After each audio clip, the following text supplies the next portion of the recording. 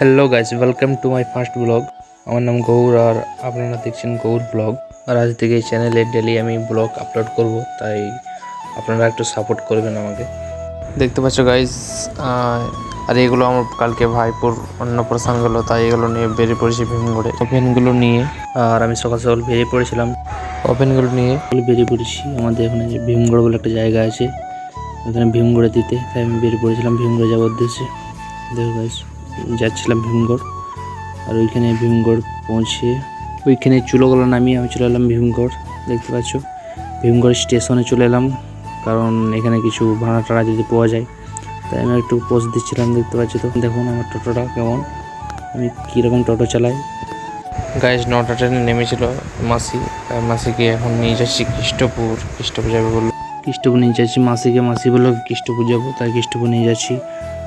এদিকে আমি কৃষ্টপুর যাচ্ছি। আমি প্রথমে চোরা ঢুকলাম, চোরা ঢুকে কৃষ্টপুর যাচ্ছি। কৃষ্টপুর ঢোকার রাস্তা দেখতে পাচ্ছ, কৃষ্টপুর ঢোকার মুখেই রাস্তা প্রচণ্ড খারাপ গাইস, প্রচণ্ড মানে কাঁচা রাস্তা, একদম একদম বাজে রাস্তা। এই রাস্তাটা ও আস্তে আস্তে স্লোলি যাচ্ছিলাম। গাড়ি পাল্টে হওয়ার খুব চান্স এখানে, খুব খাল দেখতে পাচ্ছ তো, খারাপ একটা রাস্তা। মাসি বললাম মাসি একটু ধরবে, খুব খারাপ রাস্তা দেখতে পাচ্ছ। চলে এলাম ডাক্তারখানায়, দেখতে পাচ্ছ বিদ্যুৎ পাল ডাক্তারখানা। দেখতে পাচ্ছ ডাক্তারখানা একটা আশেপাশে ভিউটা দেখানো হয়, যদি কোনোদিন আসো তাহলে বুঝতে পারবে। আর এখন এই ডাক্তার দেখানো হয়ে গেছে, এখন যাচ্ছি মাসিকে নিয়ে আবার ভীমগড় যাচ্ছি। ভীমগড়ে ওনাকে রেখে দেবো, পান্ডাবেশে চলে যাব। মাসিকে নামিয়ে আবার চললাম ভীমগড়।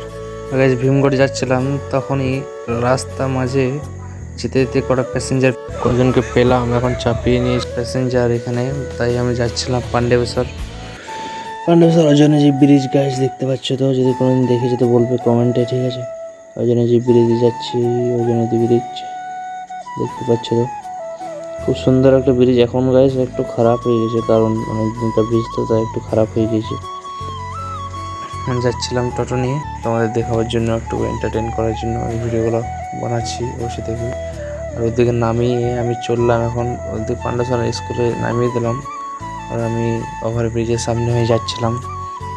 এদিকে একজন চাপলো, আর একজন বললো যে ইলেকট্রিক অফিসে নামবে, তাই ইলেকট্রিক অফিসে যাচ্ছিলাম। এখন ইলেকট্রিক অফিসে ওনাকে নামিয়ে আমি যাচ্ছিলাম আবার ভীমগড়ের দিকে। আবার এদিকে গাড়ি ঘুরিয়ে নিয়ে ভীমগড়ে পৌঁছে গেলাম। দেখতে পাচ্ছ, একটু সিনটা কেটে দিলাম, কারণ রাস্তা খুবই খারাপ, তাই এতটা খুব ভিডিও করা যাচ্ছিল না।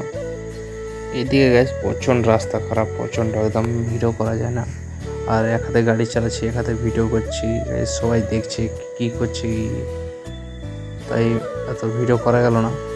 এখন যাচ্ছি আবার স্টেশন, কারণ গাইজ সকাল থেকে ভাড়া চলেনি একটাও।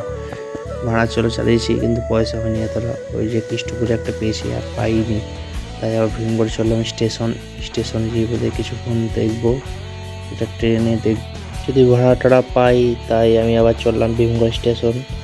আর একটা লরি দেখতে পাচ্ছি তো, কত ধুলো উড়ে দিল। ভীমগড় স্টেশন যাচ্ছিলাম, রাস্তা এখানটা খুবই খারাপ, স্টেশনের এখানে রাস্তা খুবই খারাপ দেখতে পাচ্ছ। আমি এখন ভীমগড় চলে এলাম, দেখি এবার যদি ভাড়া পাওয়া যায় কিছু, তাই অনেকক্ষণ দাঁড়িয়ে। ফাইনালি একটা ভাড়া পেয়ে গেলাম। কৃষ্টপুরে এরা যাবে বলছিল, কৃষ্টপুর, তাই কৃষ্টপুর ভাড়া আবার নিয়ে যাচ্ছে। এটা হচ্ছে রথতলা, যেটা আপনারা দেখছেন সেটা রথতলা।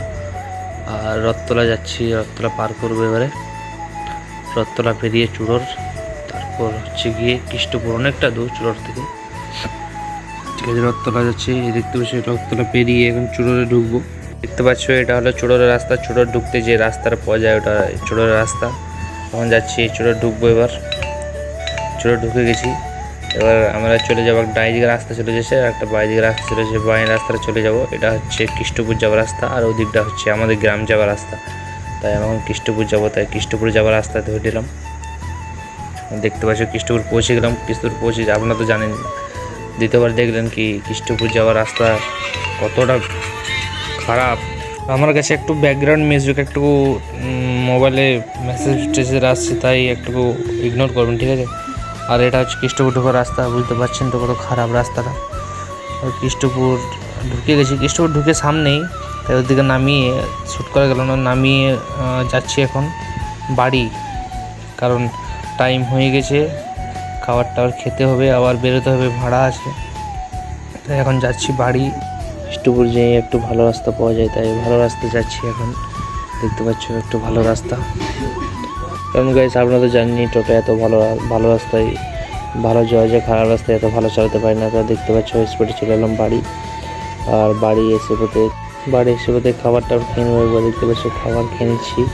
সবাই আমাকে দিকে হাসছিল, তাই আবার খাবার খেয়েছি এখন। খাবার খেয়ে তাড়াতাড়ি স্নান টান করে রেডি হয়ে গেলাম, কারণ একটু ভাড়া আছে, তাড়াতাড়ি যেতে হবে। আমাকে ডাকছে যেতে গিয়ে তাড়াতাড়ি যেতে হবে, তাই গাড়িটার সঙ্গে সঙ্গে বার করিয়ে দেখতে পাচ্ছি ওরা চেপে গেছে। এখন যাচ্ছে ভীমগড়। ওরা ভীমগড় যাবে বলছিল, ভীমগড় স্টেশন কিংবা ভীমগড় বাস স্ট্যান্ড, বাস ধরবে করে।